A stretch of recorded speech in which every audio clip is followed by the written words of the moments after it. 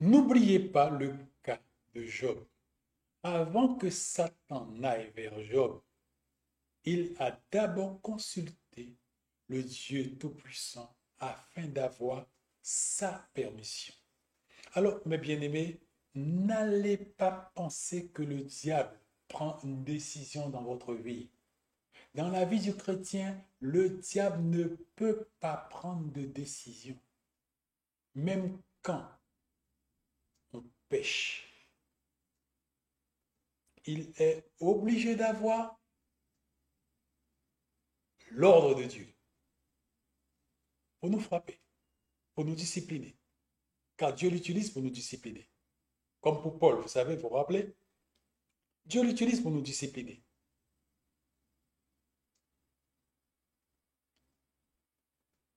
La raison est très simple. Nous sommes enfants de Dieu, propriété de Dieu. Toi et moi, nous avons autant de valeur que la prunelle de ses yeux. Et Dieu n'accepte pas qu'on touche à ses enfants. Celui qui le fait impunément, c'est tant pis pour lui. Il dit, on ne touche pas à mes seins. On ne touche pas à mes seins. Et tu l'es, je le suis. Alors, désormais, reformons la manière dont nous concevons les choses. Le diable ne peut pas prendre de décision dans ta vie si Dieu ne l'a ordonné et commandé. Même quand il fait ça, Dieu te dit, Dieu me dit, résister au diable. Ne te laisse pas faire. Alors que c'est lui qui a donné. Il dit non, ne te laisse pas faire. Défends-toi. Va, humilie-toi. Va, repens-toi. Va, cherche à comprendre qu'est-ce que Dieu a à te dire. Pour répondre à l'attente du cœur de Dieu. C'est cette façon-là que nous résistons au diable. On n'a pas d'autre méthode, d'autres moyens pour résister à Satan que de retourner vers Dieu, retourner vers le cœur de Dieu. C'est de cette façon-là seulement que nous pouvons résister à Satan. Il n'y a pas de...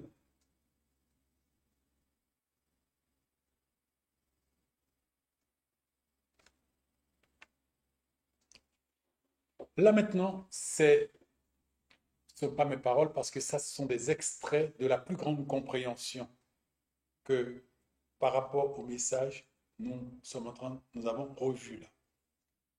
Par quoi passes-tu? Ces paroles-là ne sont pas de moi. Demande à Dieu de t'aider à tirer le meilleur profit de tes difficultés. Par quoi tu passes? Par quoi tu passes? Demande à Dieu de tirer le meilleur profit de tes difficultés. Mais si tu es dans un dynamisme d'une vie sur la terre heureuse, réussie, bâtie, satisfaite, cette démarche-là t'irrite et te rebelle. Tout ce dont il est parlé là, c'est une démarche pour des personnes qui ont fait du royaume de Dieu leur trésor, qui ont fait du royaume de Dieu leur trésor. Mais si le royaume de Dieu n'est pas ton trésor, tu ne pourrais pas aller dans cette direction. Ça va être compliqué. Parce que tu vas sentir, on te fait perdre les meilleurs moments de ta jeune vie ou de ta moitié, de ton vie adulte ou je ne sais pas trop quoi, de tes meilleurs moments. Tu es en train de perdre des choses précieuses. C'est ce que tu vas ressentir.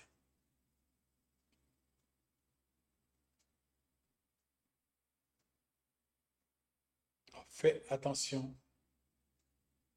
là où ton cœur est investi. Là, nous sommes en train de travailler pour récupérer la dérive de notre cœur pour qu'il soit repositionné, pour que nous puissions avoir la grâce de retourner à notre premier âme.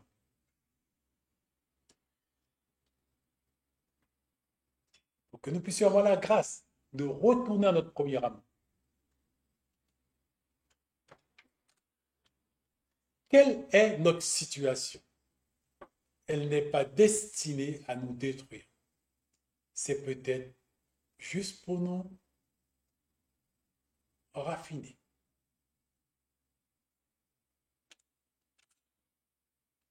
Bien souvent, Dieu œuvre à travers les circonstances de la vie.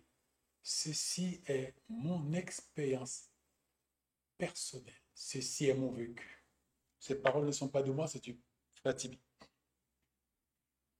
Il dit que bien souvent, Dieu œuvre à travers les circonstances de la vie. Je prends un exemple.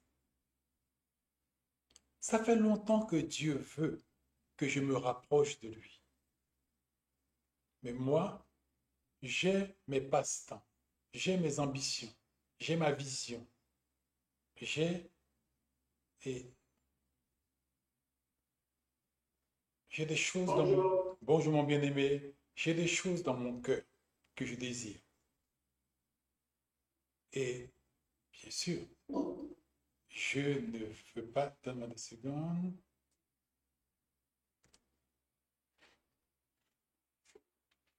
Et tu peux couper ton micro, mon frère Clifford, s'il te plaît.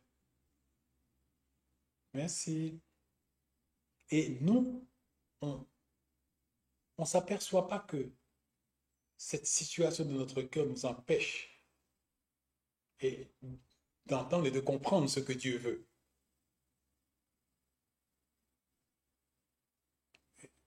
On ne laisse pas d'alternative à Dieu à ce moment-là. Il n'a qu'une seule chose à faire, essayer d'attirer notre attention. Essayer à travers ce qu'il va envoyer pour attirer notre attention. C'est son amour. Bien souvent, Dieu œuvre à travers les circonstances de la vie, ces circonstances adverses telles que ta maladie, ton affliction, tes revers, dans le but de te purifier, de te séparer des éléments souillés que tu ne vois pas, mais qui sont incrustés en toi et qui travaillent contre toi et qui va t'empêcher d'avoir la position enviable qu'il a prévue pour toi. Impureté, la colère, l'amertume, le non-pardon, etc., etc. Et nous sommes ce matin dans la récupération de mon cœur vagabond, errant, insoumis, rebelle. Et Dieu, à ce moment-là, travaille avec ces choses-là pour ramener mon cœur. Écoute une chose qui est un vrai piège. Quand un chrétien n'est pas suffisamment près de Dieu, il y a beaucoup de choses dans sa vie qui n'auraient jamais dû être. Dieu, dans son amour, active ce qui est prévu pour récupérer ses enfants. Il commence à ordonner selon Lamentation de Jérémie, il commence à ordonner des situations dans la vie de ce chrétien. Ce chrétien refuse de pouvoir maintenant admettre que dans ce dans quoi il est ne fait pas partie de l'engagement qu'il avait initialement pris avec Dieu pour le suivre. Cette personne se met dans une situation où crescendo, il va aller de déchéance en déchéance, de déchéance en déchéance, de déchéance en déchéance, jusqu'au point où il va se mettre dans une situation si extrême que parfois Dieu n'aura pas d'autre solution pour arriver lui-même à l'extrême, tel que nous frapper à mort. Et juste quelques secondes avant qu'on ne parte, qu'il nous dit alors, est-ce que tu acceptes maintenant de te soumettre? L'au-delà. Si tu refuses de te soumettre, il va te prendre. Pour toi, la terre est terminée maintenant. Tu pars. Et beaucoup se repentent dans cette situation-là. Beaucoup se repentent dans cette situation. On n'a pas besoin de ça. On peut vivre une vie assez riche avec Dieu. Pas facile, c'est vrai, parce que il faut qu'il nous corrige, il faut qu'il nous raffine, c'est pour ça qu'il est dit, le malheur atteint souvent le juste, mais l'Éternel l'en délivre toujours, parce qu'il y a toujours nécessité de pouvoir parfaire le chrétien, de pouvoir élarguer, de pouvoir l'émonder, de pouvoir prendre soin de lui, de pouvoir le préserver de l'orgueil, de pouvoir le préserver de l'élévation, de pouvoir le préserver qu'il puisse croire qu'il est juste. Il y a des tas de choses comme ça. Dieu inlassablement prend soin de nous. Et c'est un cœur bien disposé, un cœur docile, qui permet au Saint-Esprit d'accomplir son travail, d'atteindre son objectif, de pouvoir nous sauver.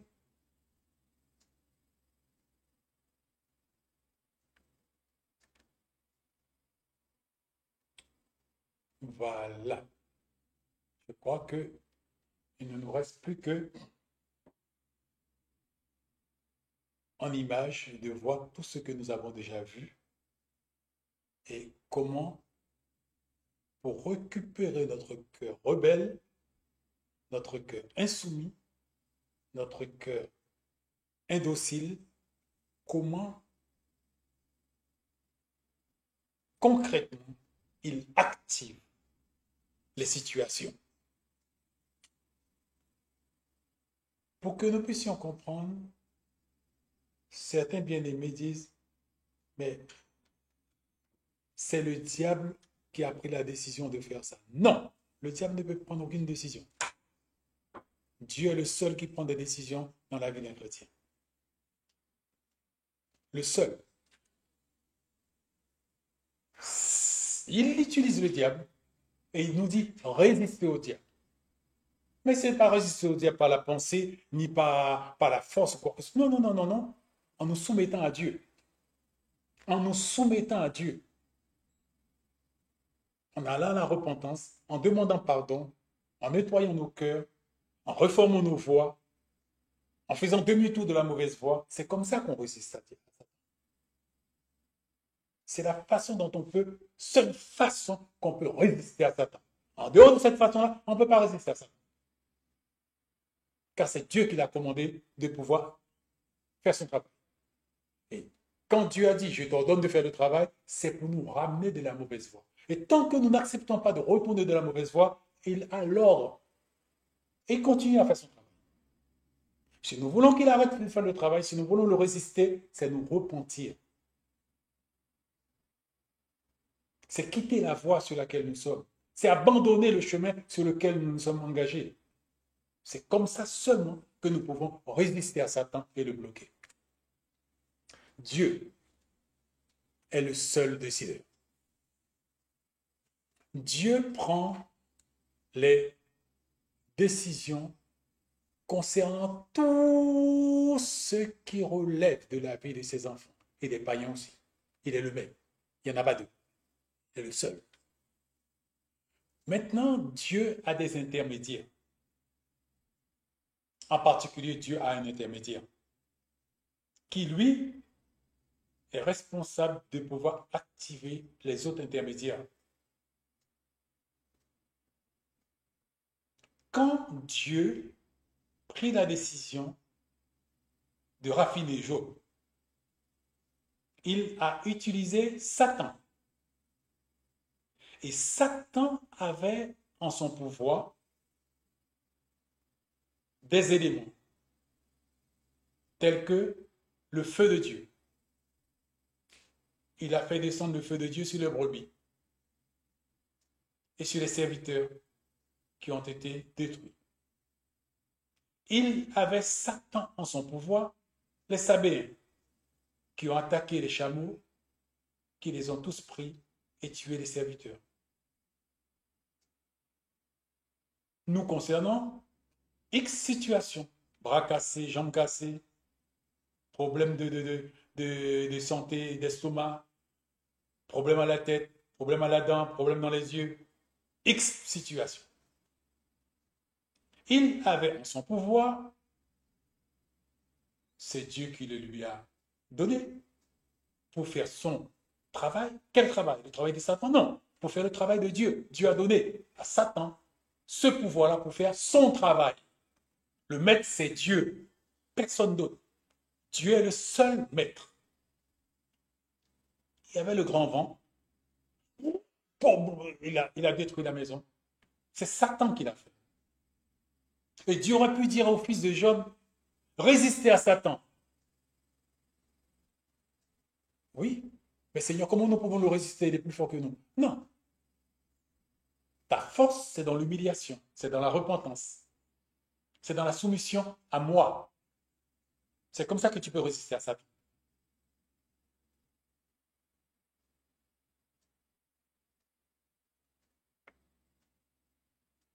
Et enfin, les Chaldéens formés en 3 groupes qui se sont jetés sur tout ce qu'ils possédaient et les a enlevés.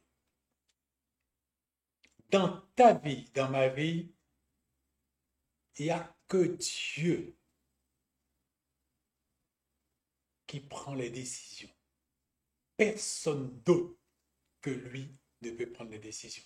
Il est le seul maître. Maintenant, il utilise ses ennemis. Et ses ennemis ont en leur pouvoir des éléments que Dieu leur a donnés, qu'ils puissent utiliser pour accomplir le dessein de qui? Le dessein de Dieu dans nos vies. Exemple.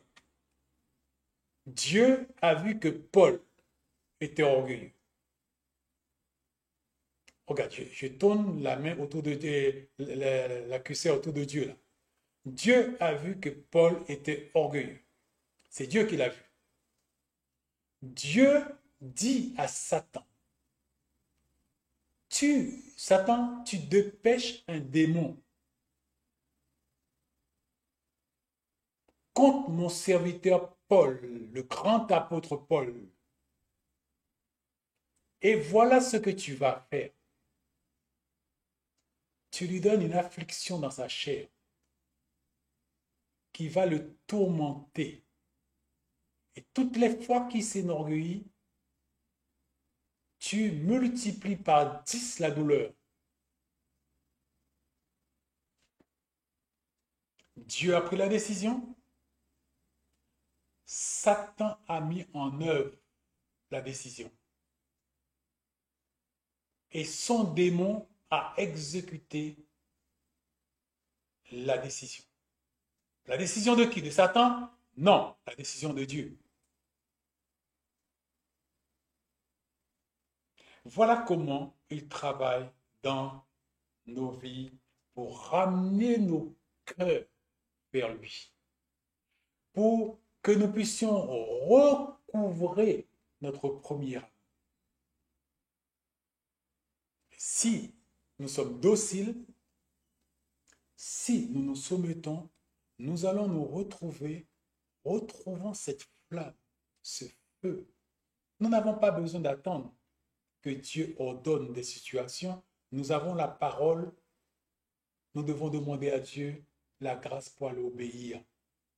Comme cela, il n'a pas besoin d'activer pour nous aider les situations. Ou encore que peu.